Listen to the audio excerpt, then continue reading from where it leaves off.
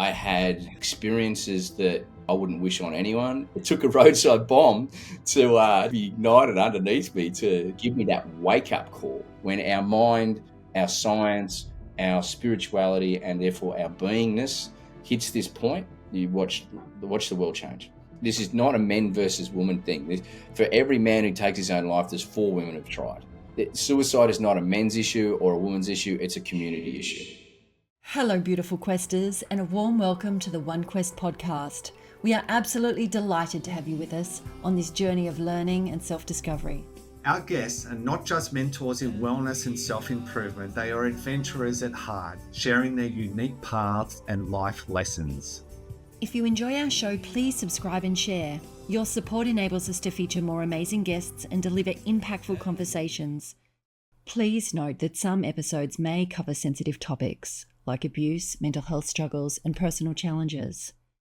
Hello, and welcome to another episode of our Infinite Potential podcast. Today, we have James Greenshields.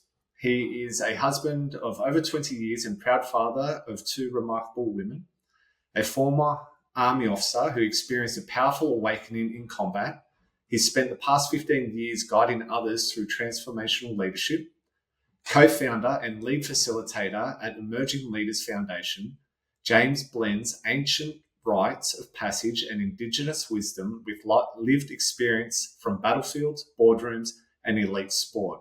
He spent the last 2 years empowering communities around Australia to become self-sufficient by raising consciousness and establishing grounded leadership frameworks, embodying what he calls harmonic leadership. Mate, welcome to the podcast.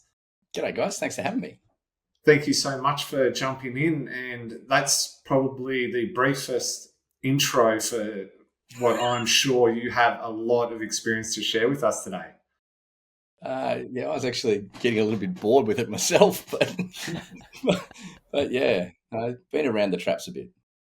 Yeah, mate. And so harmonic leadership, emerging leaders. Would you like to just share a little bit about that with our audience to kickstart our session? Yeah, well, I think at the moment the word emergent is so beautiful, especially when you look at a rainforest and you see the trees that breach the canopy, they're emergent, and they set the next phase of the actual whole ecosystem. And for me, that's actually what's happening at the moment. There's a new level of creation happening within the consciousness of humanity, and we have everything we need. It's just not in the right formula or format or coding right now. And that awakening that you spoke of before, it's like, how does one do that within an environment which allows for things to be shedded, things to be transmuted, things to be upgraded, whatever it is, in a way in which is harmonic. I don't believe in sustainability anymore. I think sustainability is keeping your head just above water. Nature's not sustainable. It doesn't think sustainability. Nature thinks harmony. And it's the eye of the observer who looks at the weed and refers to it that as just a plant which is just in a place you don't want it. So nature has a place for everything. And the alchemist would always say, look into nature, you'll have every answer you need in life. And there are leaders amongst the plants. There are leaders amongst the animals. And there's leaders amongst us. And there's other people who don't want to lead. They actually want to be part of a mass movement. So there's everyone and everything in between.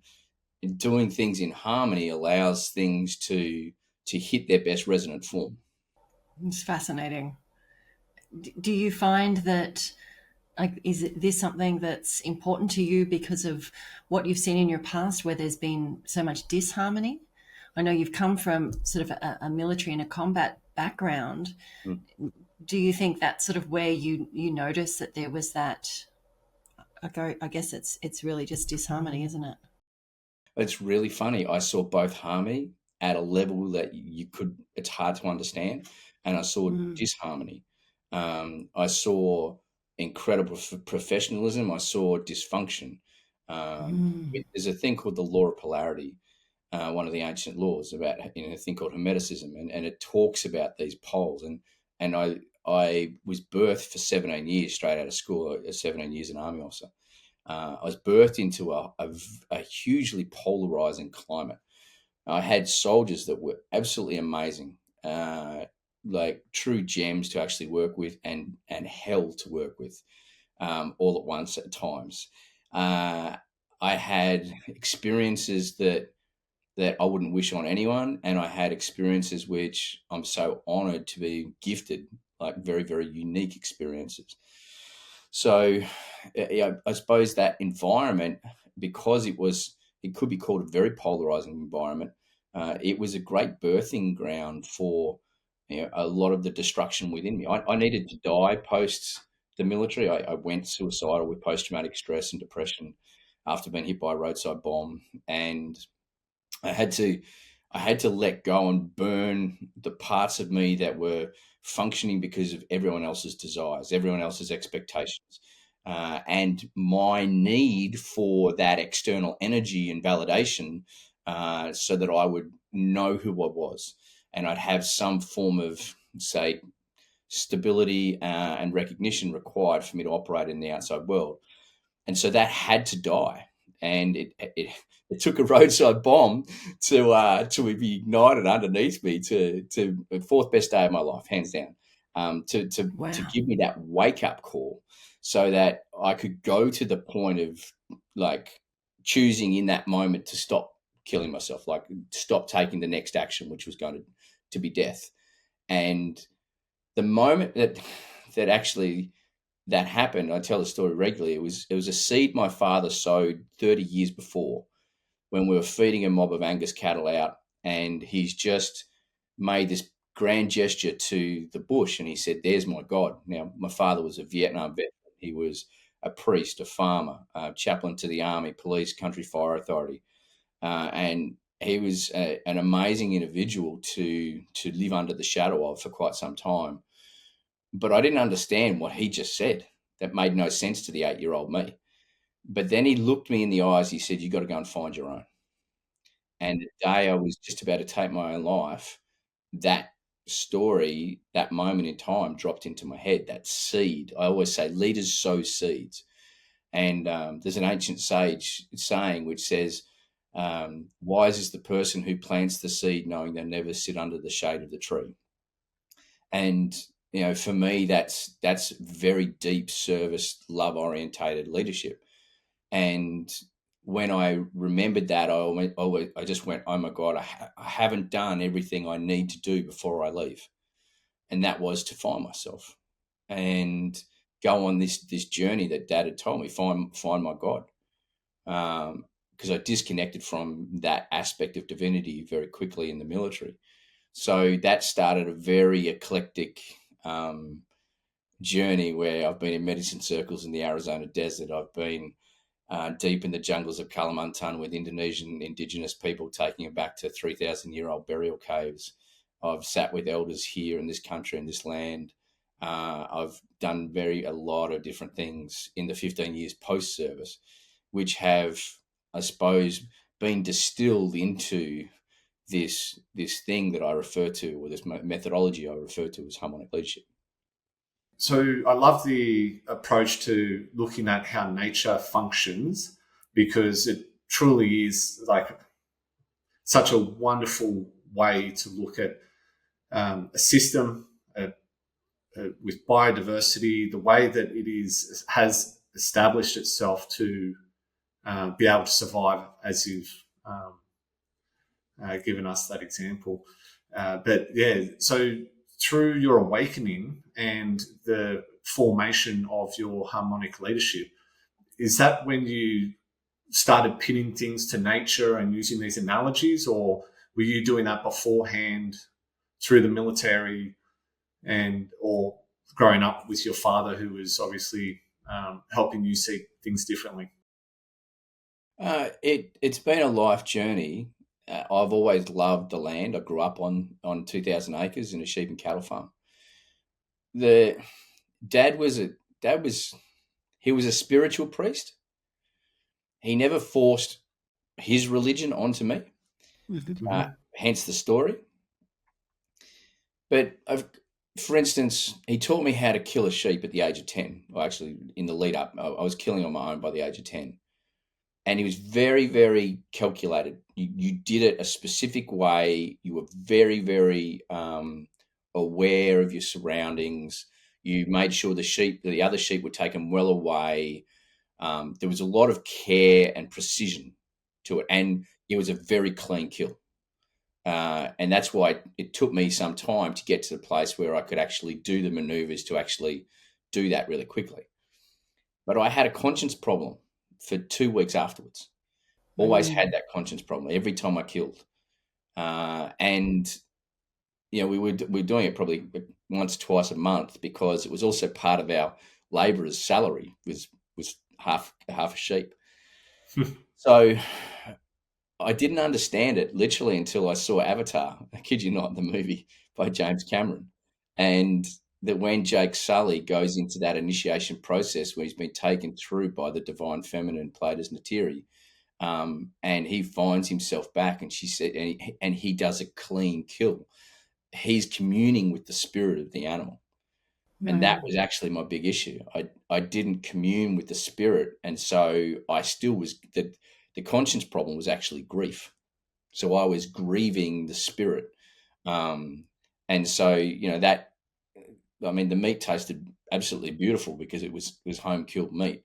And, you never called yourself organic back then, but basically the bugger all was going on the paddocks type thing.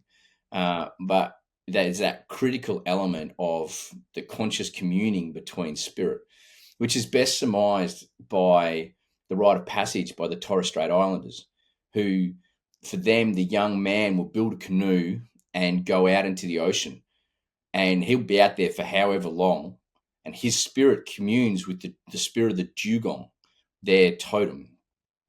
And what will happen is the dugong will present itself and offer its body to the young man for the purposes of communing. They commune, they link, and for him to become a man, the dugong gifts its physical body.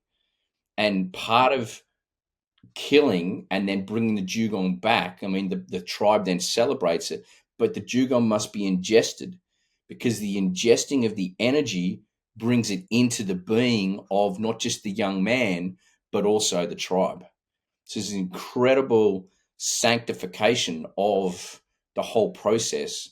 And there's this thread of life now moving in a different direction, but in a unified direction. And now I look back and understand that so much more. I look back at what I didn't do as a young kid and the critical missing part. So I had all these beautiful experiences, but the spiritual aspect, the touching of nature talking to me, has very much been later, after the military, where I'd often go to the bush on my own because I was in a bad way, and I'd just go and set a campfire and a swag, and have my dog. And that's when weird stuff started to happen around my campfire, and that's when I started to become afraid of a campfire. And so I had to move through that whole process and become educated by nature, which they would say is the best teacher. Do you feel that's really sort of what's missing at the moment for a lot of, I guess, our communities? We've almost lost that rite of passage, that learning to commune with source and with spirit, and in a way that's really, I guess it's really clean and organic. We've so lost that as a species in so many ways, and it feels like it's to our detriment. Well, it is, because it's when you understand the process of the initiation, you understand how critical it is in the functioning of a well-balanced society and family. They were very smart, First Nation people. They'd make the rite of passage around 12, which put a full stop in adolescence at 12, as opposed to what we do is we prolong adolescence out to now times, you have an 80-year-old boy dying. So, it was fundamental process for the individual and the tribe. So the individual got a grounded sense of self-confidence, and they knew their own capabilities had been bred and were deserved, very deserved, because they'd been earned, and they felt accomplishment, and they were placed then in a position where those skills were put to good use, and everything was functional too. But there were people that didn't pass rites of passage. I mean, rites of passage took life, and it's a fundamental that we've got in our society. We're so afraid of death right now that we struggle to live, per se. But the other part to the rite of passage is that the tribe then knew that the person was able to fulfill their responsibility. So there's this symbiotic dance between the initiate and the or the neophyte and the hierophant, or the initiate and the initiator, and the tribe. I mean, for many Aboriginal tribes, it was the mother who called for the actual initiation process to commence. The boy is ready, but he would never be reintroduced as son. She would energetically close her womb, and he would be introduced as this man, and she would be introduced as this woman. And that energetic closure would then allow for their own natural processes, or another birth, or and stuff like that. So in a lot of the rite of passage work that I did, one of the hardest questions I had to ask when I felt necessary was to the women in the audience who still has their womb open to their son or their daughter. And the amount of kickback that I would get from women who would flare, and that's their dark feminine coming out, and their dark feminine would flare at me. It's just, I'm very versed in dealing with dark feminine energies, and my dark masculine smiles and respects the dark feminine. But that's a wounded dark feminine, that is. And there's no place for wound around an initiation circle. And so that wound is loved, but it is acknowledged, and it's not swept under the carpet. You don't even need to call the white elephant, because held in space, like sacred space, the person knows themselves. They self-own the wound. And, that might take minutes, it might take moments, it might take hours, it might take days, whatever it is. But if you force the ownership of the wound onto a person, then in my humble experience, including personal experience, there's no longevity to that healing. The resonance, the frequency of the person can't be held anymore. James, I don't think we're going to have enough time to cover we've only just started to scratch the surface, and the information that you're sharing with us is just really enjoyable to listen to. You've mentioned things about your mental health and the thought of wanting to commit suicide and things like that. You've mentioned these Indigenous people from around the world and how we've lost connection, or that rite of passage. There's so many things that we could really dig into here. I've been reading a little bit on some of the things that have happened throughout history, how the divine feminine, or whatever it was at that stage, was seen very differently, and how society has tried to squash different belief systems or different ways that we went about our lives, I guess. And do you think our society is also in this rite of passage just completely fobbed it off? Because if these Indigenous cultures are still doing it, then why are we not doing it? Do you have any insight there? We've got to be really careful, because there are many. There are still people doing things that are no longer hold the frequency of the initial act. So the power of the action has been lost. And interestingly enough, unconsciously, we do rites of passage, we just don't realize it. And so therefore, it isn't infused with the intensity or the amplitude that you could actually do that with. A great example is a young person turns 18, and what do? We take them down to the pub, because we think that's a rite of passage, is you get to go and drink alcohol like outdoors. Now, I mean, any police officer listening to this can, charge me if they want, but my daughters have been drinking alcohol since out in public, since they actually asked me if they could have a sip of my beer. And I think the New Zealanders do that really well. You can supervise your young people with a beverage, as long as it's under parental supervision. But the point that making mention of parents, the rite of passage was a tribal construct, like a societal Mm. construct that was laced with psychological, emotional, and spiritual and physical. So all four elements of being were laced through this ceremony.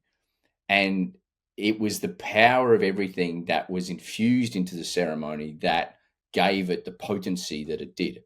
And it was the belief in it that is the real critical thing. If you look at the Christian church, they do initiations. It's called communion. So you when you do your first communion, you take on the right that has been gifted to your godparents, and that right is to accept personal responsibility for your own divine connection. The the thing is that's an external connection still.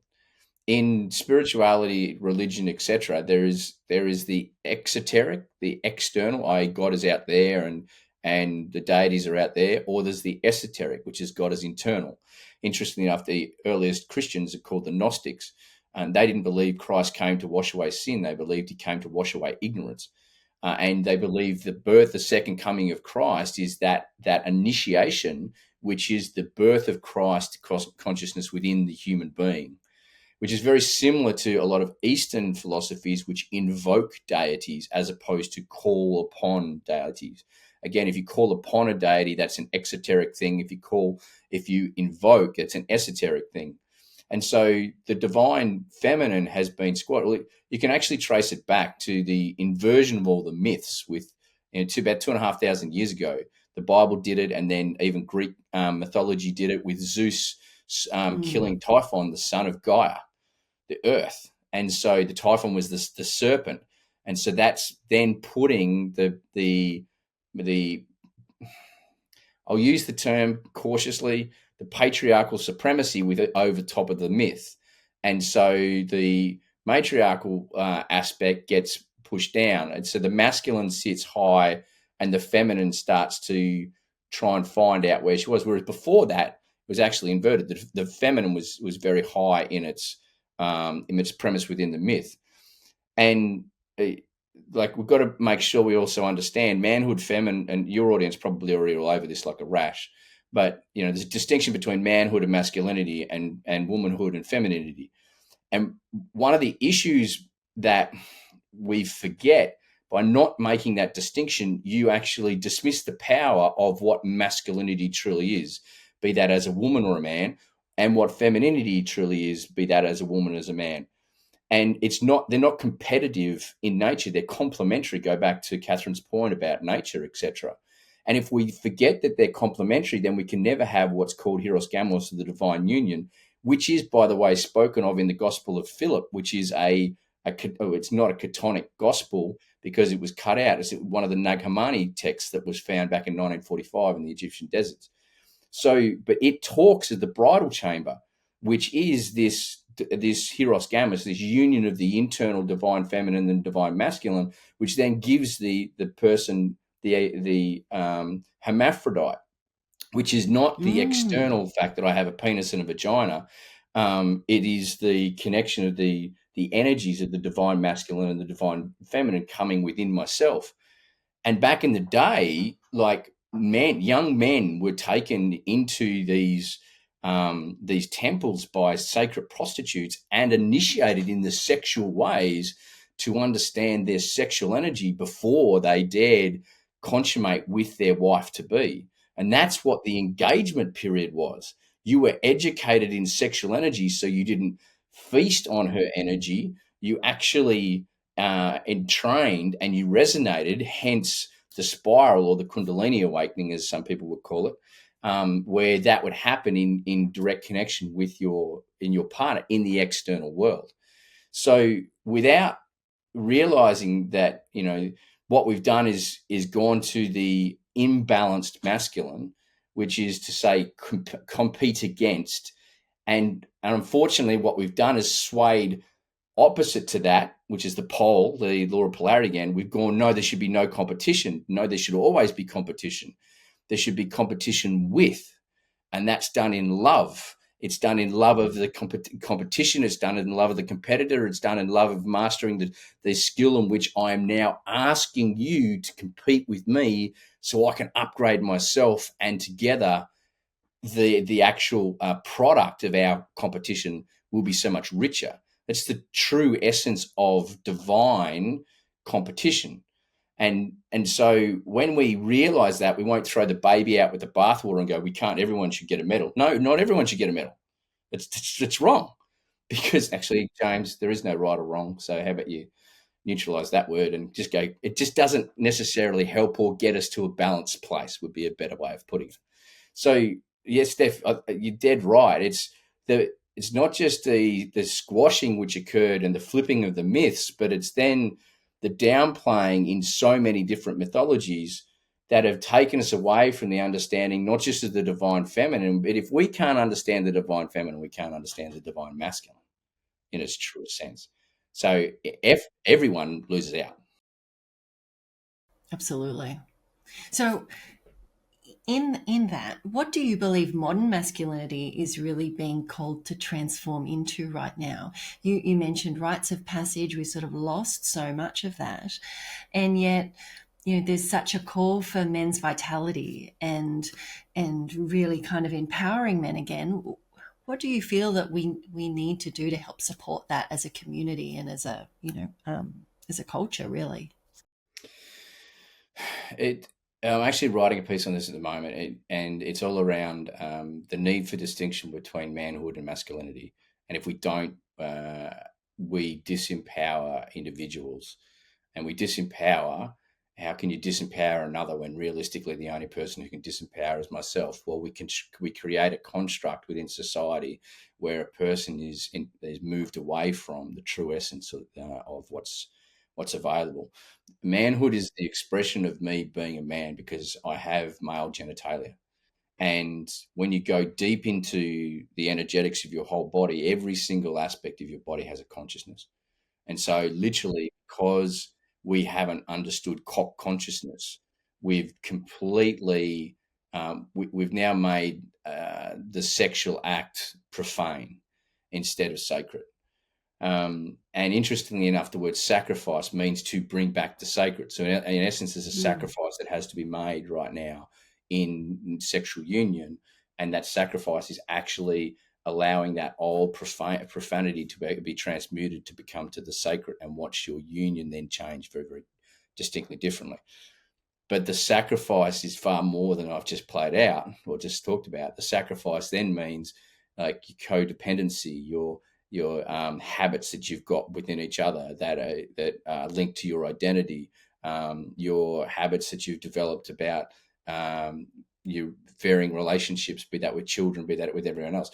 They all actually come under the hammer as well when you put everything like this to the sacred. So if without that understanding of the distinction with manhood and masculinity, then one doesn't realize masculinity. Like Catherine, you've got a beautiful aspect of masculinity in you. I can feel it in you. You've got this power. You've got this directness when you want it, but you've got this other beautiful feminine nurturing. And now I'm really being called. Am I allowed to say I can't see you right now? But I'm being called feeling body. But my feeling body, I've been called to my intuitive feminine sense to actually connect with you and your spirit and actually feel you even more. But like to me, you feel like you've got an aspect of at times when you require directness. Am I right? Yes, Yeah. absolutely. And you really enjoy when you set direction. It's an inclusive direction, but at times you don't mind if you have to putting your hand up or putting your foot down and actually moving in a certain direction. Am I right? Absolutely. Yeah. So these are beautiful masculine qualities in you, but you've got this beautiful dance because of who you are and obviously your life journey, which I don't know anything about, but it sounds like it must be amazing. So that without that understanding of that's the masculine, we then also misunderstand the feminine in men. And we then say, because this mental health thing is like, we don't talk mental health. In my mind, mental health, the term has to die. And you mentioned the term beautifully, vitality. To me, that's really, that encapsulates what it's about, not mental health. But mental health is actually done in a female construct because we want men to be women. We want them to talk about their emotions. We want them to do this, that, and the other. There are many men who will never talk about their emotions. And by the way, they're not suppressing their emotions. They'll go to the workshop and they will find something to fix. And in finding something to fix, the energy will move within them in their own natural way. And they'll come back in and they'll look like they are literally the bedrock. And that is because that is how they have trained themselves to do it. They don't need to go to a personal development workshop and go through anger catharsis and all that other stuff. Some of them do, and there's a lot that do, yes, and I've worked a lot with them. But they have their own internal metrics to understand that. Men process emotion differently to women. At times, it's the same, but often it's not. And in my relationship with Kirsty, now we've been together 26 years and we've seen so much stuff, and we've worked together in taking ourselves from where we were to, where we couldn't even imagine what now is, because we had there was no example of where we're at. And that's what we keep doing is we tend to like crack a new door open and ask for a creation of our relationship to a whole new level. But there was a time there where she was demanding that I demonstrate to her my emotional processing in a feminine way, and I didn't want to. And so, but what I did is I actually subjugated myself to her demand because I wanted connection, needed connection. So I would force myself into that process. I wouldn't feel safe. Safety is not a masculine feature. Masculine doesn't feel safe. Safety doesn't enter into it for the absolute masculine. Knowledge, truth, purity. These are the things that the masculine calls for, which is reflected in, by the way, the dark feminine. You don't love the dark feminine. You respect the bejesus out of her, because if you don't, she will slaughter you like Kali, like tongue with the head. There's all the subconscious programs, etc. But so I would subjugate myself, and that would then bring resentment in me, and I would feel unsafe. The amount of men who feel unsafe in their relationships to express their emotions in them, for multitude of different reasons. But one of the big reasons is because they've been asked to play in a female space. Now, emotion is, as you guys are all over, like, emotion is the power of connection, but it's this understanding and this pure sight, like sanctify my eyes and illuminate my vision so that I can see with purity and hear with divinity.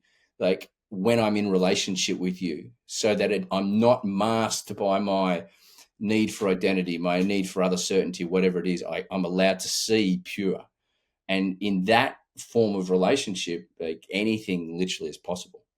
So with the suicide rates that we are seeing today, from my understanding, and I'd love to hear it from you, you are working with different groups to help them deal with their struggles in life. But you said that you were in a bad place at one point and suicide was a potential outlet.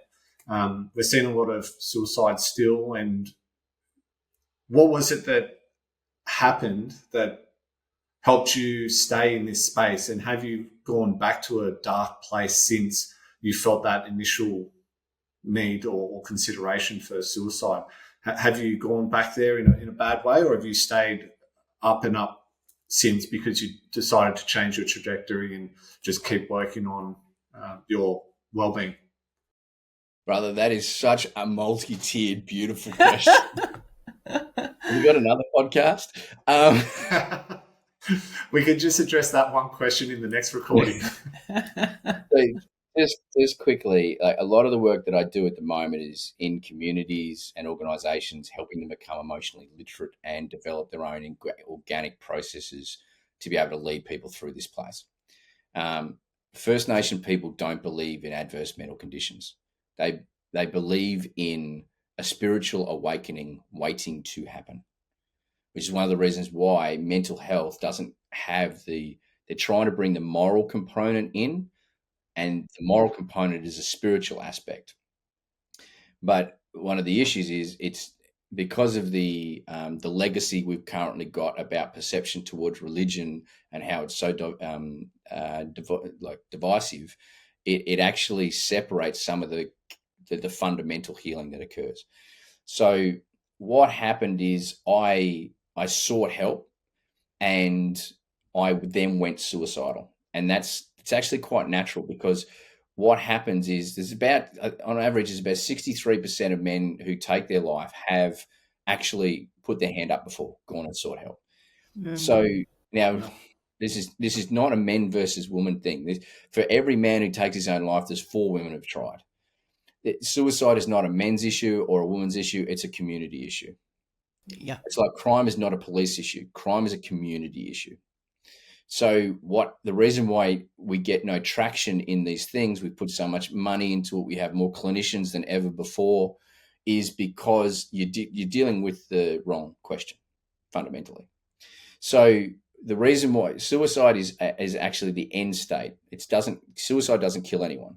It's an action taken by a person who's either numb or in so much pain because of the suppression of shame and guilt for so long that it's caused either them to be numb or to be and numb to the point of needing to go because it is so it's so scary, or in so much pain I just need to go. Now, I was going to go because I was bringing so much pain to the world in my eyes. That was a judgment I made of myself. I felt so much guilt and shame because I believed everything I did was bringing harm to my family. And the moment I decided to do it, my 2 daughters ran across my face, like run in front of me in fairy costumes to run outside to play fairies, and Kirsty quickly followed them. So there's my life going in front of me. They love me. They want me around, but I couldn't receive their love because of where I was in, and I perceived that I was hurting them. So I needed to kill myself.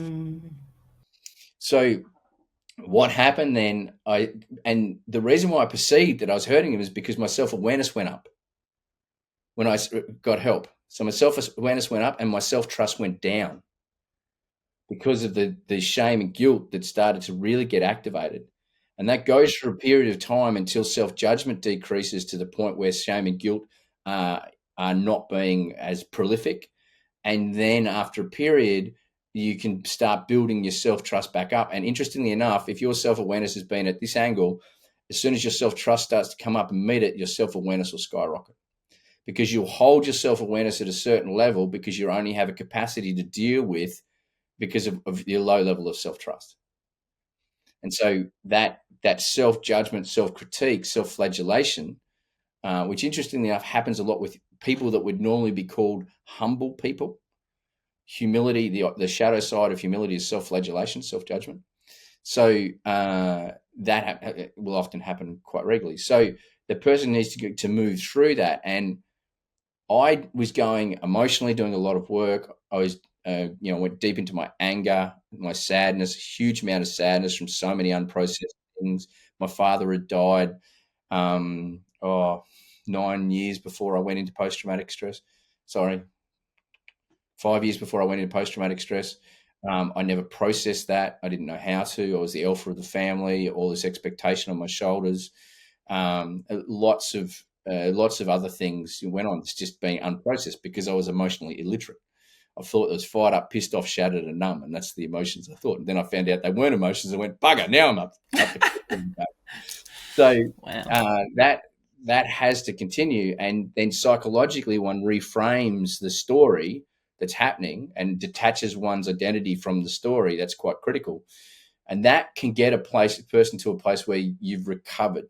Recovery is when you no longer have an emotional charge being triggered because of a certain situation or person or event, etc. That's recovery. You will feel neutral per se because the emotions have been processed. If you want to go to the next level, it's called post-traumatic growth, which is where you start developing meaning and lessons from the experience. Hence, I can say that being hit by a roadside bomb, fourth best day of my life, because I wasn't meant to be the general, yet I thought I had to be the general. Right. And so I was charging off on this path that everyone else wanted me to, and I wanted to because they wanted me to, but it wasn't my path. And so being hit by the bomb, the instant I was hit, my daughter woke up 12,000 kilometers away screaming in her bed. She was Wow, 16 months old. And that's amazing. she's the amazing being who I've just got so much love for her, especially because we just moved down to Victoria. She's 19. She stayed up north and she's just doing an amazing job right now. But she's doing some generational healing because she's so courageous. And I just have so much love and awe of the capacity of that young woman. And I've chosen to come down here because I've come back to my mother and my family territory to do other healing as well.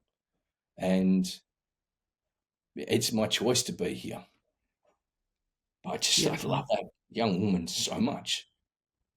And she showed me the lesson, which was, Dad, I don't want the general. I just want you. Mm, Just want you to be you. And yeah. because I got that lesson, 12 months to the day, I've been hit by the roadside bomb. Penelope Jane Greenshields enters the world as my second daughter. So, It's that, amazing. yeah, it's how the divine works. Dad always said that God worked in mysterious ways. And I think I really agree with him now. But the point about that is that meaning, like I believe the divine emerges now. Meaning emerges out of a situation, which is why we need to transcend the story of our wound to truly see it for that meaning to emerge. And what is meaning? A meaning is the grace of God or the grace of the divine. It's the divine speaking to us through our soul to our human incarnation, explaining why our soul asked us to do what we're doing in this physical reality. And once we have that, anyone with deep meaning can do anything. Like people talk about the why. Well, this takes the why to a whole new level when you get this understanding of life about what you're meant to be here.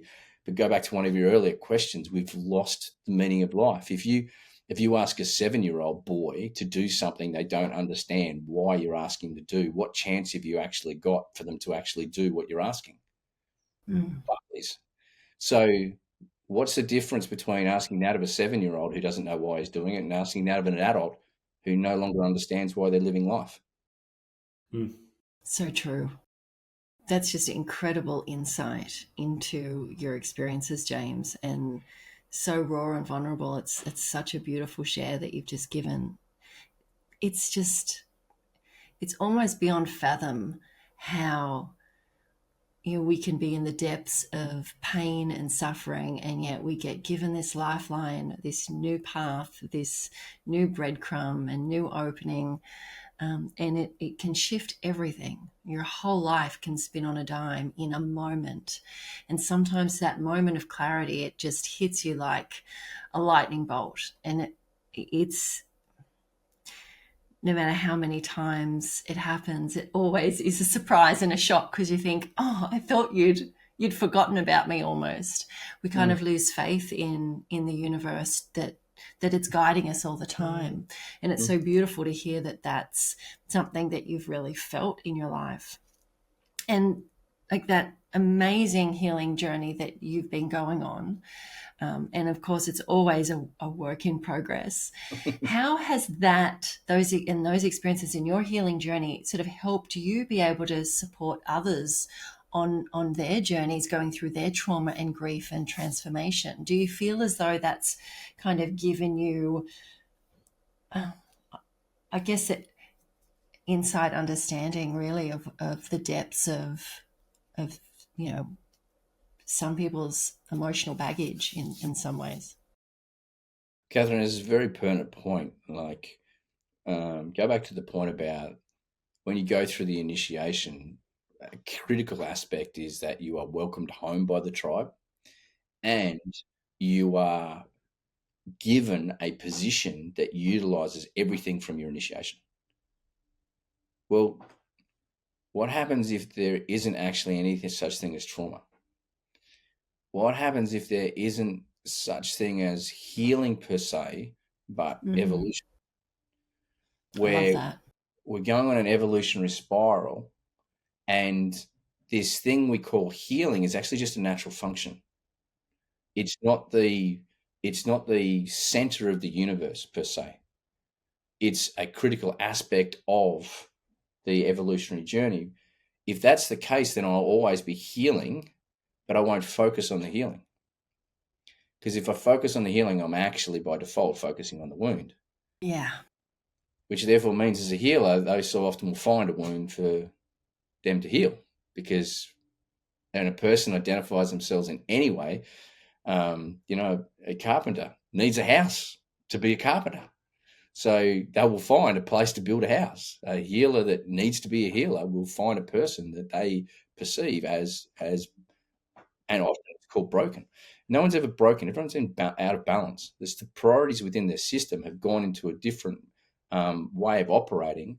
And that's why I call it disharmony, because at the moment you've got a disharmonic happening. The chord is off to the ear. But it was Johann Sebastian Bach who showed us in the symphony the place for the disharmonic chord and the beauty that one could bring with the disharmonic injected at the right place at the right time. So what happens if what we call trauma is actually just a disharmonic, and it's got its beautiful place? And that's the thing. You dissolve this idea of trauma when you can see the beauty in the imperfection.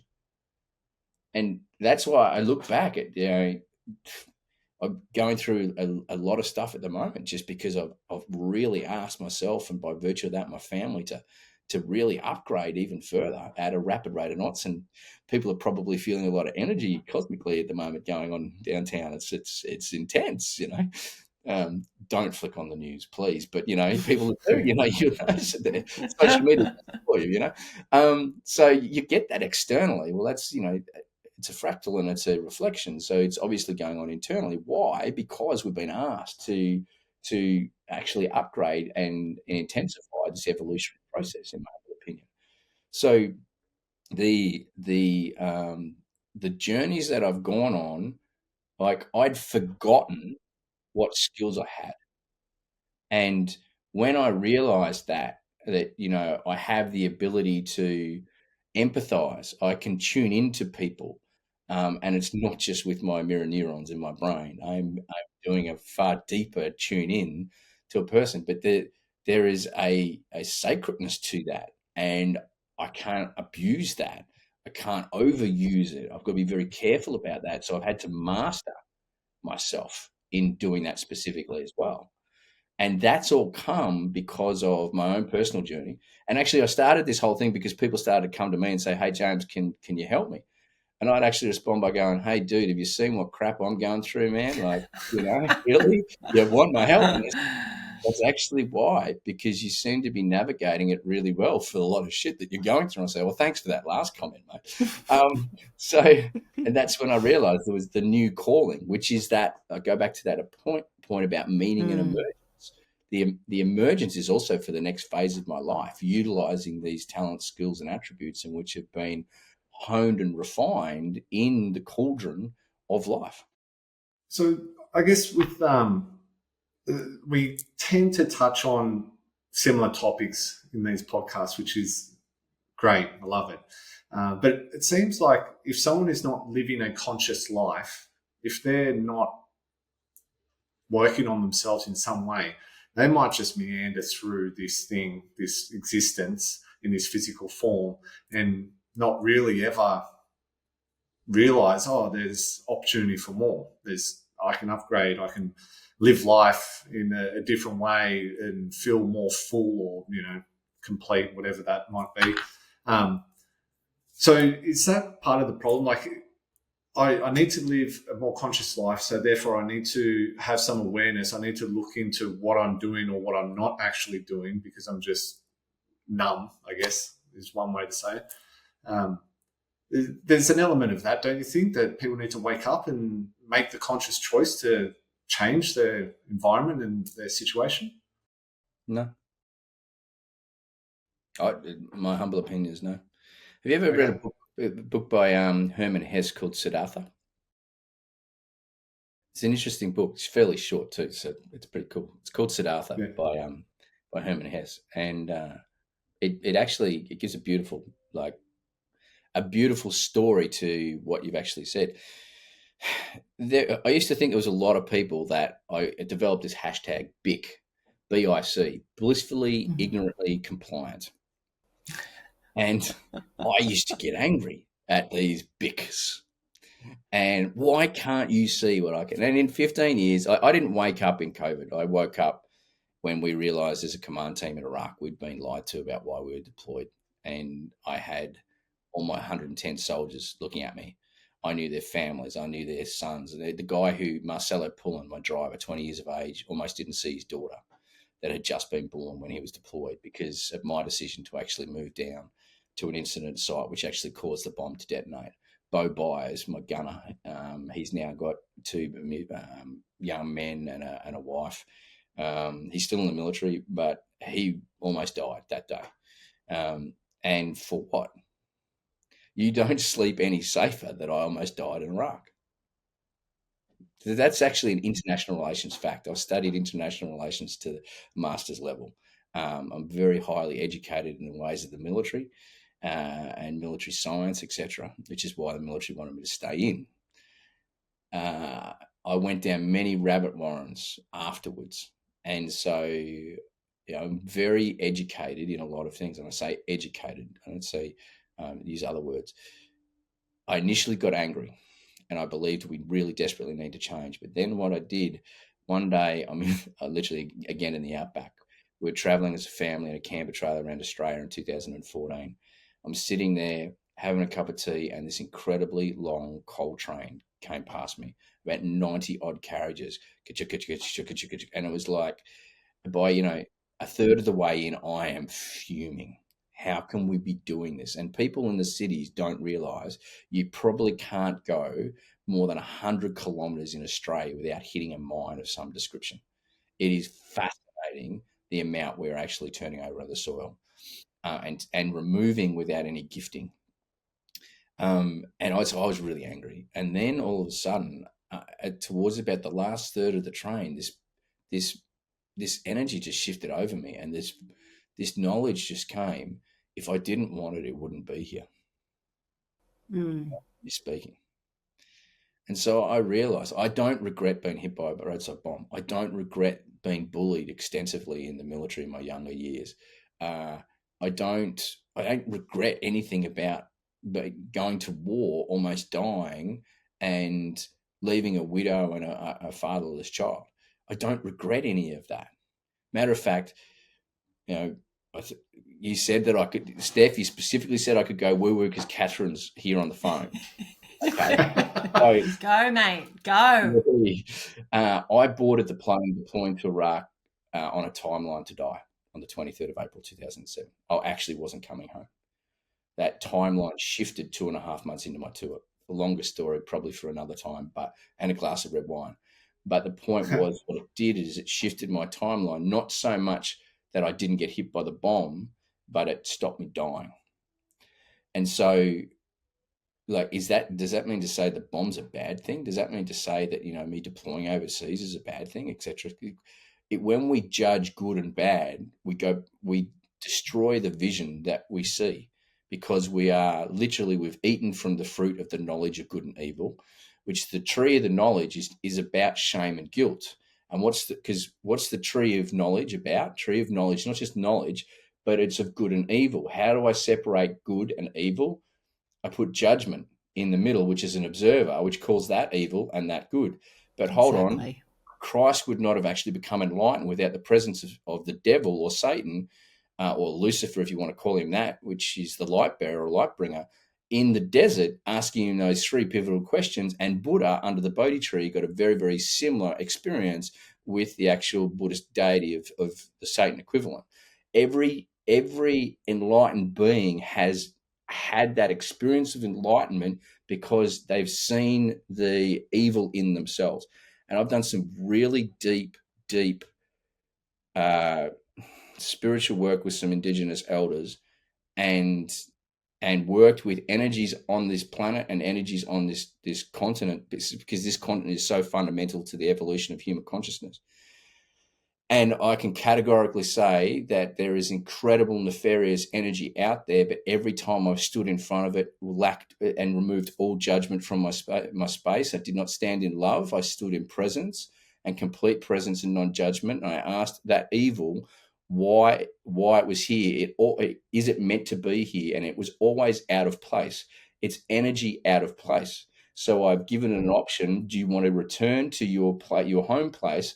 Every single time it's gone. It might have taken time, but it's actually taken the option to go back, because there are indigenous people that can actually nullify energy as if it didn't actually exist in the universe ever. They're that powerful and that razor sharp. So every time that energy was given the opportunity, it took that option, and when it went back through that gateway, the way you saw that energy completely changed. So that might be way too much woo-woo for someone. Let's go psychological on this and emotional. So whenever a person's going through fear of safety, for instance, if you get them to go into the fear will want them to lead them somewhere. Where does it lead them? It will always take it to a doorway. Then it will say, what's the doorway about? What's on the other side of the doorway? The other side of the doorway is safety. So you can go through that doorway and you'll feel incredible love and safety, but you ask where the fear is always on the other side of the doorway. It hasn't come through, because the fear can't come through that doorway, because fear is simply a perception in the absence of love. But when it's asked, so the person who's going through the process is just ask it to come through, to see what happens. It goes through the doorway. It always transmutes to love every single time. So what fear is a metamorphosis of love based on a whole heap of conditioning that actually wants to bring us back to love. And so when we judge anything, we cannot see it in its purity, which actually puts us in a powerless place. And all adverse conditions, the underlying fundamental, if you want to call it disorder or dis-ease to that condition, is the feeling of powerlessness. Well, we can't judge it though, can we? Because it doesn't matter what the experience is or what we're in. It doesn't matter what's been presented. It's only a judgment of what we feel it is at that moment. Because in 3 days, 3 months, 3 years, 30 years looking back, that could have been the pivotal point that changed our life in a direction that unfolded like, a beautiful symphony at that point. Sometimes the greatest teachings are in what feels like the most uncomfortable circumstances. But like you've said, whether it's been in a roadside bomb or, having to look your daughter in the eye when she's in a beautiful little angel costume dancing in front of you, like those moments with that absolute discomfort, to label that as being bad at that moment, yes, it makes sense. But looking back in the future, it could have been like the turning point, like you said, one of the best things that ever happened, because it was the jolt. It was the, I guess it's what you needed at that point to shift your life in the way it needed to put you on a path that you were meant to be on. And to go back to Steph's really great question, when one understands vibration, one understands entrainment. So an avatar or an enlightened being can entrain around 11 million people towards them, according to Dr. David Hawkins and his research. And we know that concept because, that gregarious, charismatic person walks into the room and all of a sudden that you get this draw towards them, and all of a sudden they're surrounded by people. They've got this, we call it a magnetic personality. So that we can witness that in human dynamics.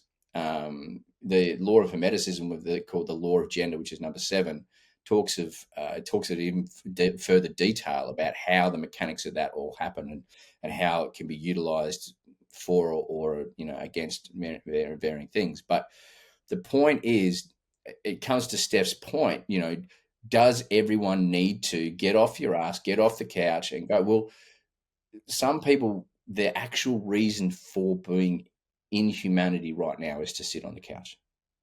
I have some people really close to me that I've come to this deep level of compassion, and it's beyond acceptance. It's like it's this deep love, because I realize they are absorbing so much dark energy and density, and it's actually their journey in this particular reality for them to do that. How can I judge that? Like, and is that affecting humanity? Actually, I would suggest it's not. It's not. It is. Sorry, it is affecting humanity, but is it affecting humanity in a negative sense? I don't. How can I say that? Because it wouldn't happen if it wasn't actually meant to happen. Like there's a grander architect than myself at play there. I know I create my own reality through my perception of my own hologram, but it's a co-creation. So, I look at, and I've done a lot of work with farmers lately, and like some of the farmers are the most amazingly beautiful souls that just get on with life. And, for them, life can be really, really hard. And the way they deal with that is really beautiful. But then there's the next guy who's like a farmer, and he's not dealing with it well. And, farmers have an incredible amount of adverse medical conditions, and there's a very high suicide rate compared to the rest of society. I know all that as well. And the amount of work I've done, I've listened. There's a great friend of mine now who will tell the story of me meeting him in the middle pub in Mullumbimby when he needed help, and he talked to me for 2 hours. And at the end of the 2 hours, in his mind, I simply said, "Well, if you want to die, let's talk about it." And well, actually, we did. We spelt out everything about him taking his own life, including the family that would be around the funeral and everything else like this. Wow. Mate, and if you go and you want to get back at your ex-wife, well, do you really know that you're going to get back at her? Like, is that actually going to occur, or is there going to be something else that's missing? Like, is it a fact that by you taking your own life, you'll get back at her right now? And there had to be no to that one. So we went through all that in a lot of detail. And I said, but if you want to live, here's my telephone number. Oh, by the way, I'm not coming to your funeral because I don't know you well enough. He was an AFL player, by the way. I didn't even know. I had to look him up on the Google, because I loved AFL as a kid, but I didn't know what he looked like. Oh, there he is. And he was the only really AFL-looking player and like person in the middle pub in Mullumbimby, if anyone knows that pub as well. So he probably stood out like a sore thumb anyway. But yeah, his point to me, and his point to the story that he says was, he did something. Like, I did something that no one ever had done, and that was not spoon feed him. Because his choice to live is his choice. I said, if you want to live, man, I will stand beside you. I will stand beside you in the gates of hell, because I've been there myself. But that's your journey. And know that there is other options that you are not aware of right now. And I completely get, and then you understand that doesn't make any sense right now, and you might not care about it. But I'm just telling you, there are other options that you don't know about right now. So if you want help, here's my number. And I walked out. So 3 days later, he gave me a call, but he hated me for 3 days. Drove around Mullumbimby like fuming at me because I didn't spoon feed him. But he's alive today. And he's alive because he's developed his own way of walking his own journey. I firmly believe everything happens for a reason. Go back to that point about meaning emerging. Part of my role in my incarnation is to sit in silence and stillness and watch for that emergence to occur. And I'll tell you, man, like, I've got so many lessons out of the bomb. Like, it's not just being kicked in the balls to wake up to my priorities in life. That's the big ticket one. But there were so many other nuances which still come because of varying levels of work. And one was, I needed to put a full stop in the warrior, the warrior lineage or soldier lineage bloodline. I needed to put a full stop so my daughters could become true warriors in their own right, and not need to join a cult, which it is really, if you look at it, but not need to join the military. Like, and what I've done also is realize the distinction between the profession of arms and the military. Archetypally, I still have the profession of arms in my blood, and that will never go in this incarnation. But that's not the military. The military is the human bureaucracy, which is the cupboard of the profession of arms. To me, the profession of arms is the most altruistic professional endeavor for the protection of those I love, in the service, in service from the heart. Like a warrior never draws a sword or looses an arrow without it coming from the heart. They will always do whatever action in divine decree, which is why an officer draws his sword on the parade ground. The first thing he does is brings the hilt of the sword up to his lips and kisses it, and then brings it down to what's called the present. But that kiss is a signification of my utter loyalty. I'm drawing this sword because of the divine decree. And right in front of you on a true blade will be gilded the actual coat of arms of the person for which you fight under. It's just very, go back to one of my original points about initiations. You can have a ceremony that's everyone's forgotten the power of, and it will just be throwing a bit of sage around, lighting a few candles, having a nice massage here. I've released everything. Yeah, okay, maybe not. When you really do the work and you understand it, it's like you don't even need to light sage. Like you go beyond because of the depth of this, and you don't need to be worried about walking down the chemical aisle in a supermarket because you realize you don't need to resonate at the frequency which will entrain. We're going to move into a level of consciousness which realizes health no longer is about disease from a physical germ theory, which had its place in human consciousness. We're going to understand that we start to entrain to certain dysfunctional resonances because of that having to actually be involved in our system for our purification process, which is all about this evolutionary cycle. When our mind, our science, our spirituality, and therefore our beingness hits this point, you watch the world change. Mate, that's quite a lot that you have in between your ears, I must say. Sorry, man. Have you just found all of this so uh, magnetic to you to want to read, to learn, to study, to research, to go down this path? Because, mate, you've really dialed into a lot of these different elements of life, living, energy, all this sort of stuff. You must have a real passion for this learning. Oh yeah, brother, I do. And it started because I was in a really bad place and I was in the military. So, right, tell me what to do. Snap my heels together, salute. Yes, sir, I'll do that. So I did that. And then I go, now why do I do that? And they'd teach me about the context. And so I'd understand the context of that particular thing. And so but then I started to realize my mentors only had so much knowledge. And the beauty of my mentors were they knew that I had to outgrow them. And that's a real great mentor, knows that one day you'll outgrow them. A true, beautiful mentor salivates the day that comes. He didn't salivate the day, but that's all right.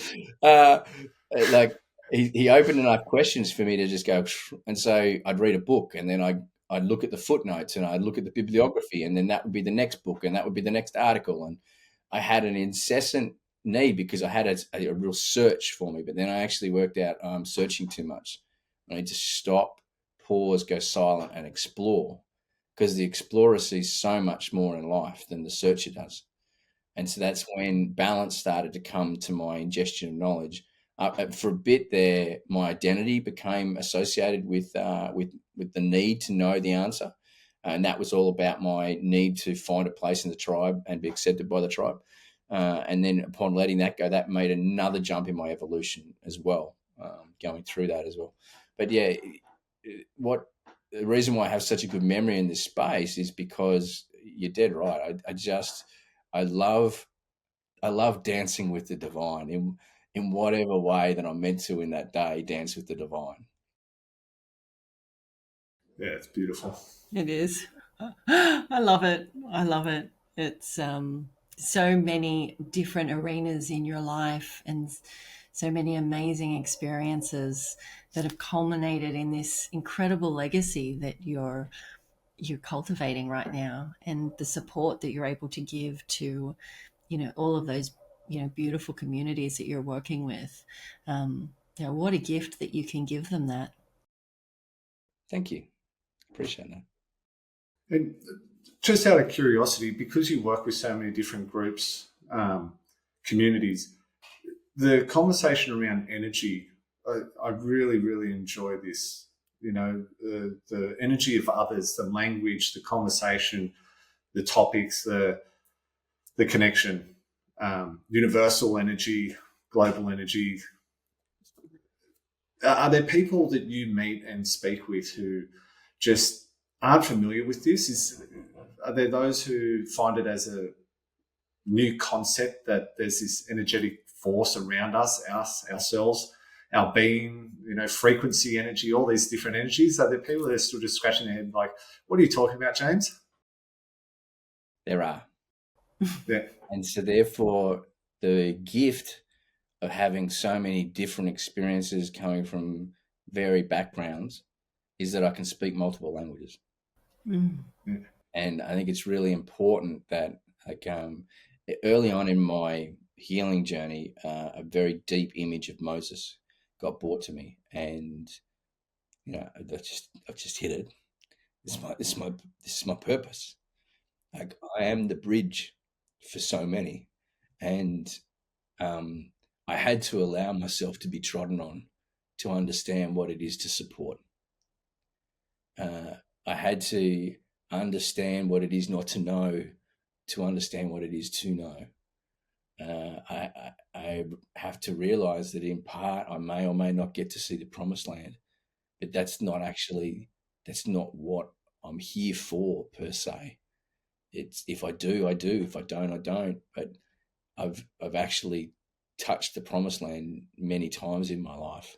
Some accidental, some been gifted. In the middle of a workshop, I've hit enlightenment 2 or 3 times by what people have said to me, and all of a sudden I'm in a space of enlightenment. And it freaked me out initially because I didn't know what the hell was going on. But then I worked it out, and then my gratitude and love to that person saying that one thing that allowed my being to actually hit a frequency was next level. So everyone has this. Like, I've realized I don't do special favors for veterans because I believe everyone's a veteran of something. I don't see myself as special because I believe everyone is special. Like, I am special, and I own that in all my deep humility and my love of myself. It's taken me a long time to get to the place where I can actually say that. But at the same time, I'm not the center of the universe. I'm the center of my universe, and I own the center of my universe, but I'm not the center of the universe.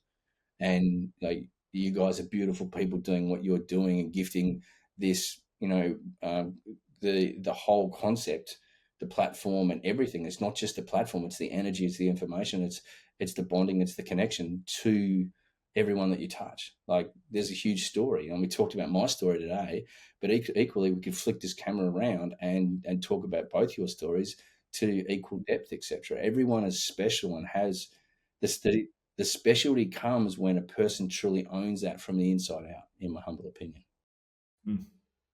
So very well said. Thank you.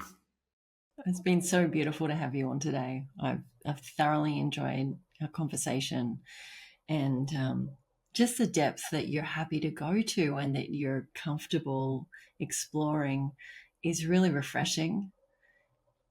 And I can see why you're running something like Emergent Leaders and Harmonious Leadership is, such a birthright for you. It makes so much sense when you can speak so, compassionately, and yet, with that strength behind you from those amazing experiences. So thank you so much for all of your shares. It's really appreciated.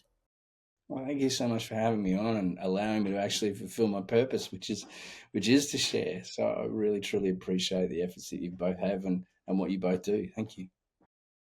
Thank you, mate. I suspect that if we get you back in the near future, there'll be plenty more to talk about. So thank you. It's just been wonderful to hear and learn what your experiences have been and the things you've learned along the way. Really appreciate it. Thank you, mate. You're welcome.